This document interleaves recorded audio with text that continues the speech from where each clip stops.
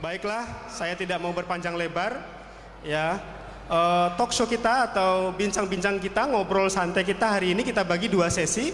Yang pertama adalah sesi ngobrol, kurang lebih 1 jam. Yang kedua nanti ada sesi tanya jawab. Jadi Bapak Ibu hadirin sekalian, kalau ada yang mau bertanya, silahkan mempersiapkan pertanyaan. Baik, saya langsung saja pertama ke Ko Steven. Ya, selamat datang di Surabaya, Ko. Dan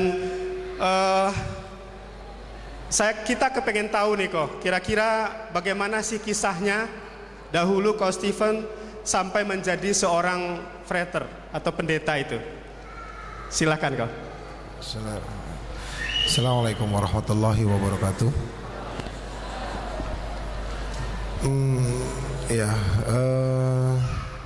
Nggak ada kisah untuk jadi itu sih.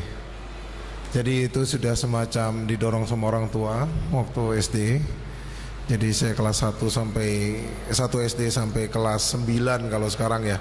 Jadi sampai kelas 3 itu sekolah di Ambarawa, di salah satu sekolah, boleh saya sebutin agamanya nggak? Boleh ya. Sekolah Katolik Santo Louis. Jadi kalau ada yang tahu terminal Ambarawa, sebelahnya ada Masjid Agung, pas seberangnya itu ada asrama tua dari zaman Belanda, dari tahun 1833 sudah berdiri di situ. Itu jadi pembelajaran frater dulu dari Asia untuk misi misionarisnya mereka di Asia Tenggara, termasuk Indonesia. Sampai SMP di situ lulus, saya masuk Don Bosco. Jadi itu semacam pesantrennya lah, ya kalau kita lihat umat Muslim pada umumnya. Tapi bedanya dengan pesantren, di pesantren boleh pulang, jenguk, sakit bawa ke rumah sakit, nggak betah tarik bawa pulang. Kalau di situ tanda tangan, Pak, tanda tangan, ditaruh di situ. Ya. Iya, nggak boleh ditarik. Sampai 9 tahun di situ harus diam di dalam pagar. Ya. Jadi mereka memang bina secara mental, psikologis dan segala macamnya itu dimatengin di situ. Jadi memang nggak boleh keluar. Dan alhamdulillah dididik secara disiplin di situ, kebawanya sampai sekarang disiplinnya ya. Dan banyak belajar juga, banyak belajar tentang apapun di sana. Jadi kalau orang cerita ngajakin orang masuk ngajakin orang Islam keluar, mungkin saya pernah cerita kemarin ya sama Pak Nugroho juga. Mungkin kita dari SD sudah diajarin. Jadi kita cari teman-teman sepantaran, sebayaan, ngajak ngobrol ya. Ini mungkin ibu-ibu, bapak-bapak yang anak-anaknya temenan dengan mereka yang masih kafir. Mereka akan ajak korek-korek. Aku punya mainan ini, kamu punya nggak? Oh, orang tua aku nggak kuat beli, segala macam. Atau ditanyain, kamu kok nggak bayar sekolah? Oh iya, lagi nggak punya duit bapak, segala macam. Ini dari SD kelas 4 sudah mulai. Jadi sudah mulai masuk dan bertanya di sekolah. Kita orang-orang asrama terbiasa hal seperti itu. Nanti kalau nggak kuat, kita lapor ke bruder. Ya, guru-guru kita, pembina kita. Lapor, bruder, ini ada A, nggak bisa bayar sekolah 3 bulan. Ini ada si B. Si B itu keluarganya miskin, rumahnya udah mau rubuh, nggak ada listrik. Ada si C. Si C ini lahannya udah mau disita sama bank karena pinjam uang misalnya ya, sama bank. Dengan seperti itu nanti mereka dibantu. Dipengaruhi ya, Ko ya? Ya, dipengaruhi dulu terus dibantu. Pada saat orang Islam mau masuk, kok kamu murtad? Saya susah, kamu nggak bantu kok. Yang bantu mereka. Emang kenapa? Susah kan jawabnya?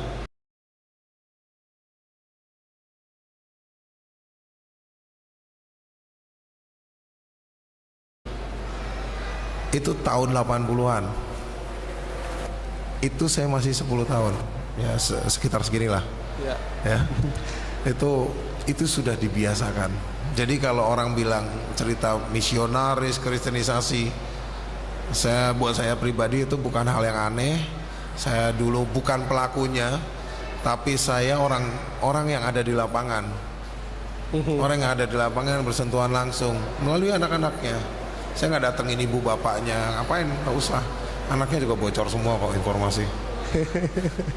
Kurang lebih seperti itu. Baik, ya. Kurang lebih sampai menjadi sekolah sampai seberapa di tingkat? Habis itu saya dapat beasiswa untuk sekolah di Leiden, salah satu sekolah master untuk teologi. Saya dulu ngambil filsafat di situ. Lalu saya balik ke Indonesia bertugas untuk mengajar. Saya mengajar di Jakarta. Lalu saya punya proposal iseng di dalam kepala saya ya.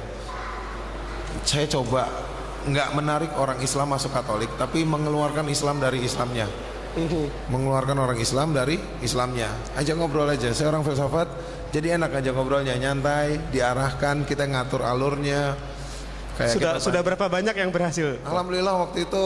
Alhamdulillah. Ya alhamdulillah waktu itu saya bisa nemuin 128 jiwa yang bisa dimurtadkan dalam waktu kurang dari 2 bulan. Kenapa saya harus bilang alhamdulillah? Karena memang mungkin itu salah satu rencana Allah. Salah duanya adalah marbot. Ada 2 diantaranya itu marbot masjid. Yang saya tes paling tinggi terakhir itu salah satu imam masjid. Dan itu masih bisa dalam waktu seminggu kita dialog dan dia berhenti sholat. Dan ini jadi liberal. Ya. Pada saat Coach Stephen aktif di dalam agama yang lama itu, kira-kira waktu itu pandangan Coach Stephen terhadap Islam dan Muslim seperti apa waktu itu? Islam itu banyak. Islam itu banyak ya. Kita tahu Islam itu banyak. Di Indonesia banyak banget orang Islam. Tapi orang Islam di Indonesia yang segitu banyaknya nggak mau bersatu.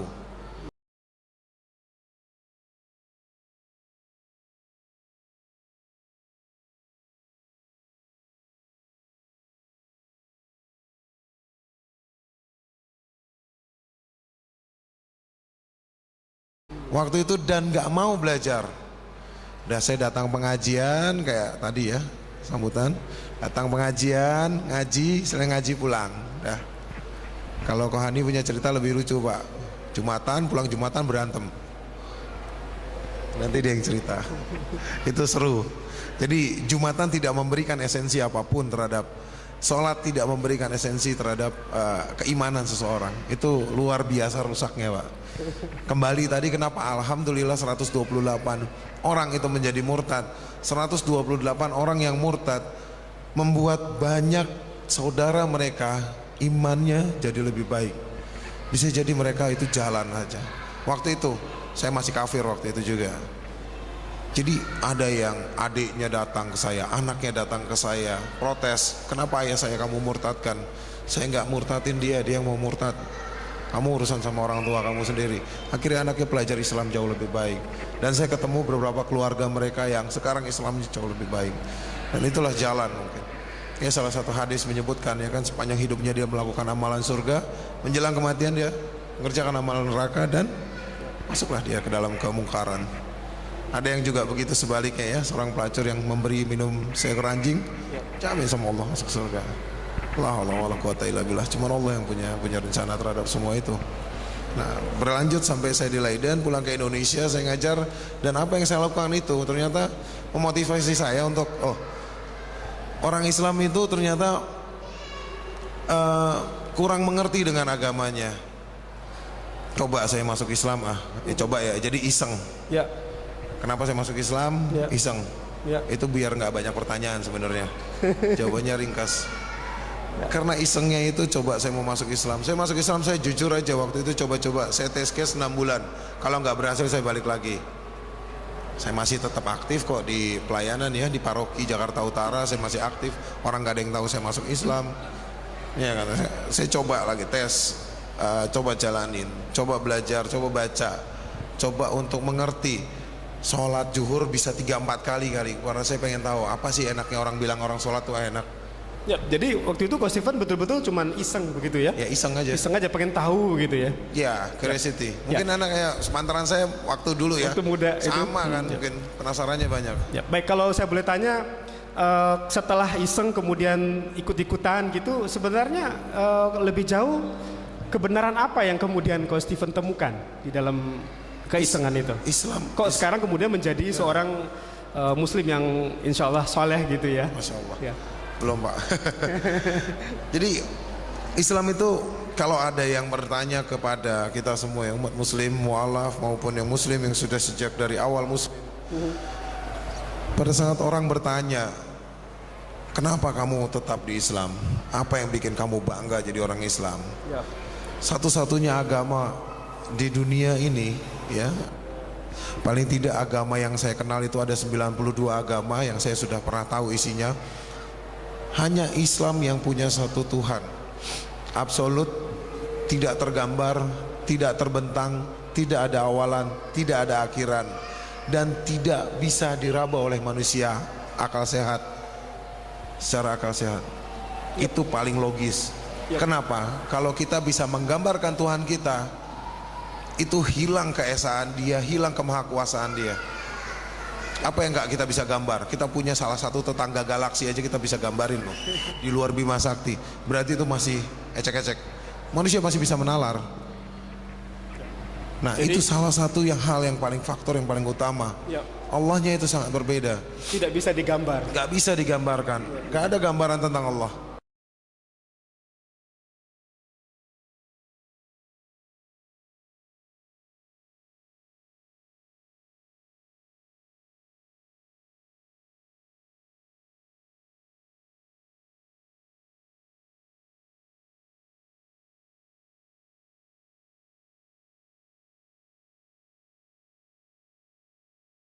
Hadirin sekalian, saya minta kita dengan takbir menyambut ini. Allahu Akbar, takbir.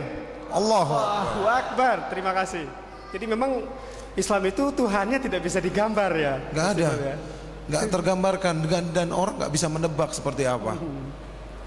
Orang nggak bisa menebak. Yang kita bisa rasakan adalah Allah hadir dalam setiap apa yang kita jalani dalam kehidupan. Allah atur hidup kita ini di Islam. Aturan yang luar biasa, mengatur orang sebelum hidup, setelah dia lahir. Habis lahir ada dua kejadian di dalam hidup dia, rizkinya dia atau jodohnya dia, dan kita nggak pernah tahu. Allahu a'lam bishawab, siapa yang akan menikah dengan kita, rizki kita seperti apa. Ada anak orang kaya, tiba-tiba pas dia terjun ke dunia bisnis langsung jatuh kere. Ada anak petani biasa-biasa aja, atau anak sangat sederhana, tiba-tiba saat remaja di bisnis jadi orang kaya. Itu cuma Allah yang ngatur. Dan nanti setelah mati pun Allah sudah mengatur kehidupan kita setelah mati. Ini yang paling penting. Ini konsep yang paling penting. Kita nggak lahir kembali, kita nggak berubah jadi, maaf ya, jadi hewan. Lahir lagi jadi hewan. Ini cukup aneh. Tidak ada reinkarnasi di dalam Islam. Setelah meninggal, jiwa kita ditarik sama Allah, diselamatkan, diduduk satu sistem di mana kita bertanggung jawab terhadap apa yang kita lakukan. Itulah Islam. Luar biasa.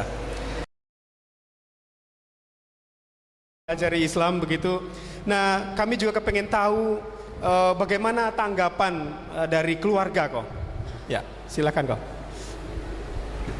Saya tadi bilang 6 bulan ya. 6 bulan saya masih di masa transisi.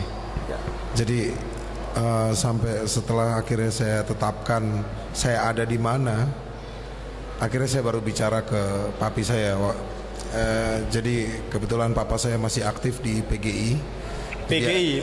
Persekutuan Gereja Indonesia ya. Jadi saya habis jemput dia, antar ke rumah, lagi di lift. Saya bilang di situ, I'm quitting. Saya berhenti.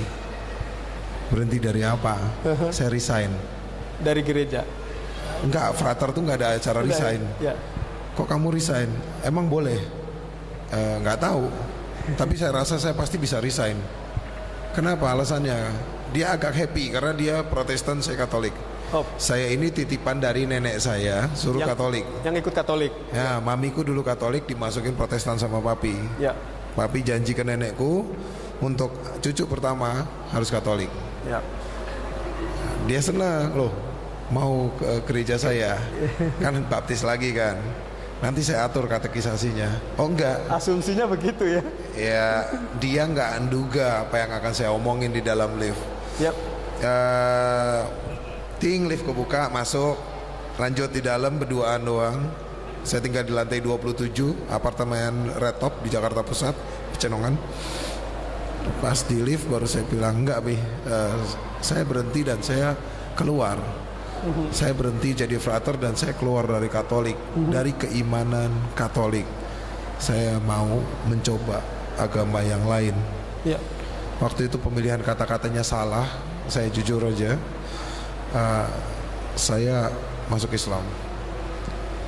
Kaget? Langsung. Jadi kalau lift apartemen tuh biasa ada kaca tuh, pengumuman, apalah servis lah, kan ada display sini. Begitu ya. Ada saya di sini, papi saya sini, karena pencatan lift di sebelah sini. Karena harus pakai magnet pencet lantai gitu kan. Saya di sini.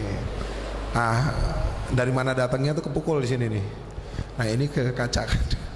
Loh, jadi pada saat itu papa kaget langsung memukul Coach Steven. Iya. Dan kepala terbentur ke kaca. Iya, spontan lah. Masya Allah. Ya coba bapak tiba-tiba anaknya ngomong, Pak, saya murtad. Reaksi orang beda-beda ya. Iya, Coach Steven memang Kalau gitu. ibu pingsan, Iya. mamiku pingsan. Mami ada di situ juga? Ada.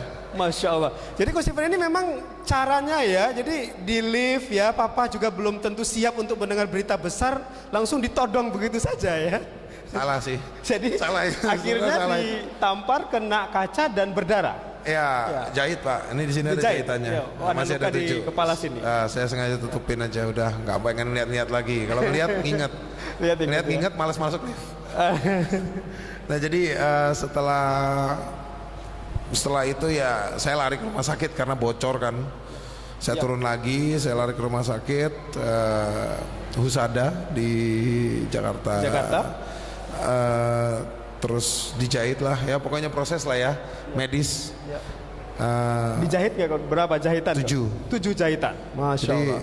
sobekan kaca ya, kaca tipis. Jadi besokannya pengacara keluarga kebetulan ada datang. Jadi dia sodorin satu surat itu pelepasan hak waris. Jadi saya, istri, anak, siapapun istri saya, siapapun anak saya, siapapun keturunan saya tidak boleh mengklaim warisan dari seluruh keluarga besar kita. Alhamdulillah Allah izinkan saya lahir di keluarga besar yang cukup besar. Saya margawi, saya keluarga Wijaya. Ya. Jadi masih keluarga dengan mungkin ada yang pernah dengar namanya Wee Cheng Hin.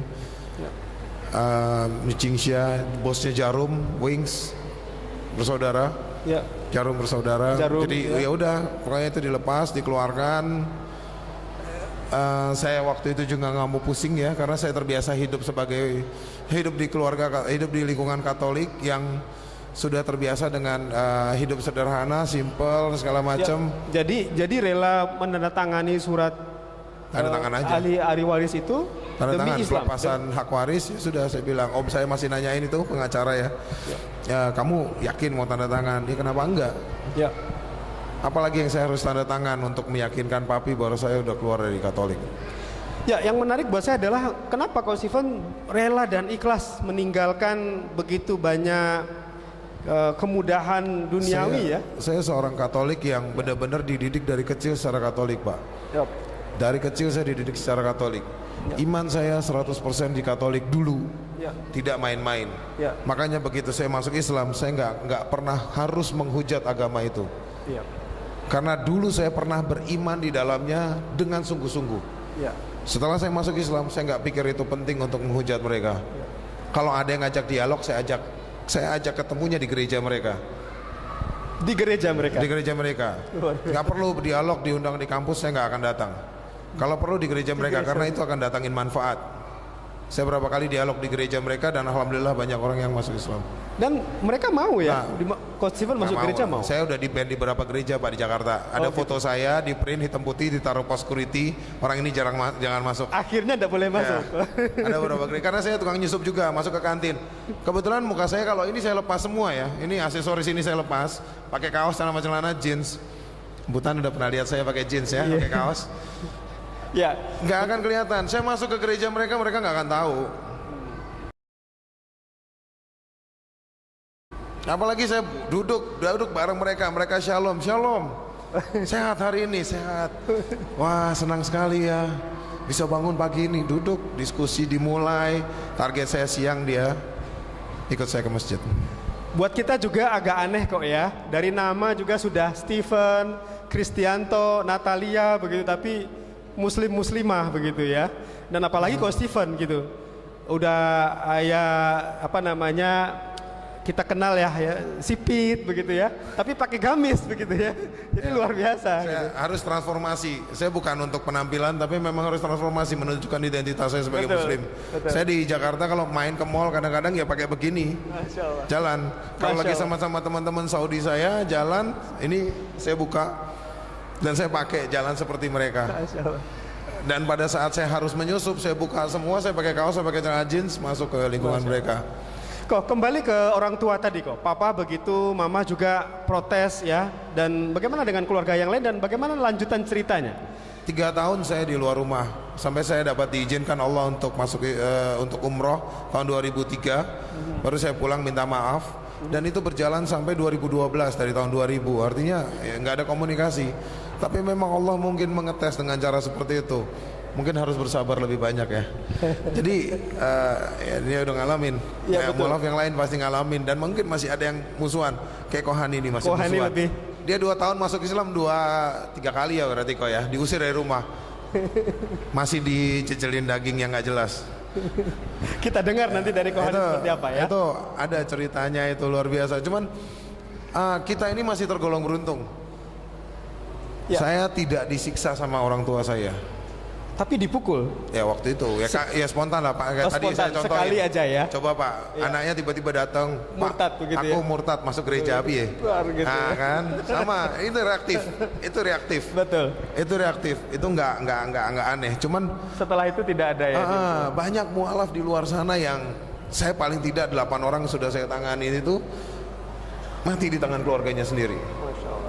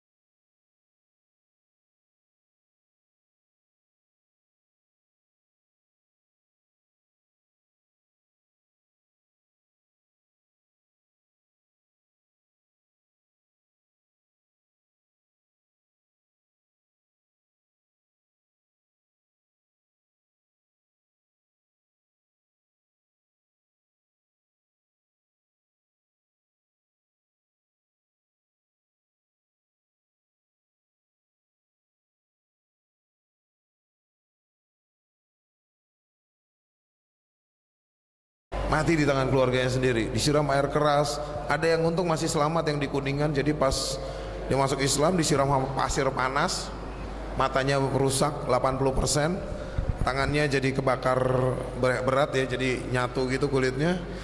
Tapi sekarang alhamdulillah walaupun dalam keadaan buta, lumpuh seperti itu, dia hafiz Quran kurang lebih 15 juz. Ya Allah punya rencana lain untuk dia. Dan makanya saya bilang orang tua saya nggak terlalu cuman pukul tabok. Saya bilang fisik itu nggak terlalu ngaruh. Karena saya udah dibiasakan hidup di asrama juga, jadi memang nggak kaget. Akhirnya sekarang bagaimana kok dengan hubungan tahun dengan 2012 keluarga? Allah kasih ayah saya kena serangan jantung.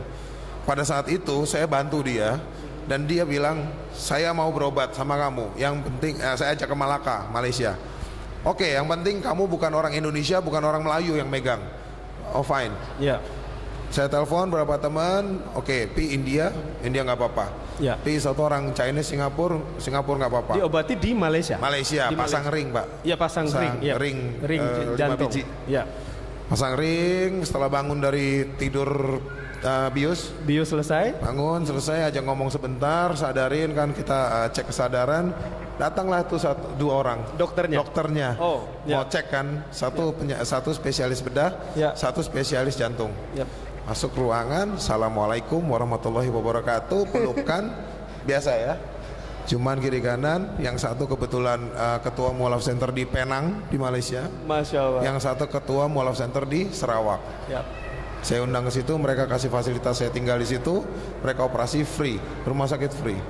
Dan beliau berdua itu yang menangani Papa? Mereka mualaf, mereka yang nanganin Papa. Habis itu mulai dari assalamualaikum, mereka dokter cek sampai pulang Jakarta. 10 hari kemudian saya nggak diajak ngomong. Nggak disapa sama Papa? Nggak. Padahal tidak salah ya kan, tadi mintanya tidak Melayu. Mamiku nanyain 3 hari kemudian nelpon. Ya. Kamu kenapa? Kenapa papi kok kayaknya marah banget? Ya. Nggak tahu. Itu dokternya apa? Yang satu India, satu Cina. Yang kan nggak ada masalah. Ya. Bukan orang Melayu. Ya. Sudah sesuai dengan permintaan papi. Ya. Agamanya apa? Islam. Tapi aku nggak salah loh Mi. Aku nggak mau disalahin. Ya. Komitmen awalnya apa? Ya. Ya dong. Kita sesuaikan. Cengli aja lah, ini kan nggak mungkin kan. Dia udah bilang oke, gue nggak mau Melayu. Fine, nggak ada Melayu. Kan, selesai. Seminggu kemudian dia telepon saya minta maaf. Saya diundang makan di rumahnya. Hari itu saya lihat yang biasanya papiku tuh masih suka. Terus hari itu benar-benar pulang rumah bersih. Sampai saya nyariin, ini biasa banyak guguk kan. Beredar. Semua udah di belakang, dikandangin, dikerangkengin. Rumah dari pagi kata bibi udah dipel, udah disapu bersih. Dan yang lebih ajaib lagi di kamarku itu ada sejadah tiba-tiba 2 biji, ada perlengkapan sholat komplit, ada Al-Quran. Itu berapa lama sejak selesai tahun. Operasi? Oh itu 2 mingguan. 2 mingguan setelah operasi? Iya 2 mingguan. Kemudian Coach Steven diundang dengan hampir 2 minggu lebih ya, hampir 3 minggu. Terus aku nggak tahu deh, terus tiba-tiba makan kita kan di meja yang sama gitu. Kok aneh ya rumah hari ini. Dia bilang enggak, ini haknya kamu. Haknya kamu sudah mencukupi haknya papi udah lihat kamu banyak berubah setelah masuk Islam. Masya Allah. Apa yang coba saya tularkan adalah alhamdulillah. Jadi Coach Steven tetap sabar dan akhirnya saya dengar dari ceritanya akhirnya papanya pun juga moga-moga akhirnya menerima ya kok ya.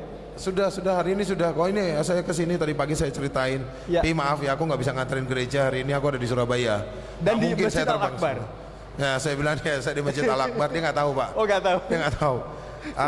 Dia cuman titip saya kan pernah mampir paroki sini kota Surabaya, mampir aja lagi. Kayaknya mereka nolak saya deh kalau saya mampir hari ini. Baik. Tapi ya udahlah. Pada poinnya adalah saya coba untuk mencontohkan Islam itu jangan diocehin ke orang tua.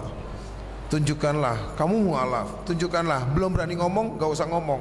Tunjukin kalau kamu berubah. Kalau ada Cisusi, ada nggak Cisusi? Bu Susi Susanto. Susanto, hadir? Ada ya. Di belakang. Bu Susi, silakan. Kenapa Bu Susi? Dia sudah 2 tahun belajar Islam. Apa yang dia tunjukkan ke keluarganya hanya akhlak di dalam Islam. Berubah akhlaknya, sopan, lebih santun, menahan amarah, low profile. Berubah, orang semua di lingkungan dia melihat. Itulah bagaimana cara kita menunjukkan Islam rahmatan lil alamin. Bukan kita dongengin ini orang. Hei kamu sini, orang anu. Terus. Kamu tahu nggak Islam itu rahmatan lil alamin. Ngomong sampai besok sore, diem aja dia, nggak akan berubah. Tapi kalau kita tunjukin dengan sikap, nggak usah banyak ngomong. Ngomong itu nguras keringat sama ludah ya. Harus banyak minum. Coba bertingkah laku. Energi kita tersalurkan pada pos yang tepat, pada tempat yang tepat. Itulah dia. Kenapa harus nyontohin ke orang tua? Siapapun lah ya, mualaf di sini. Alhamdulillah kebetulan banyak. Contohkan. Contohkan saja.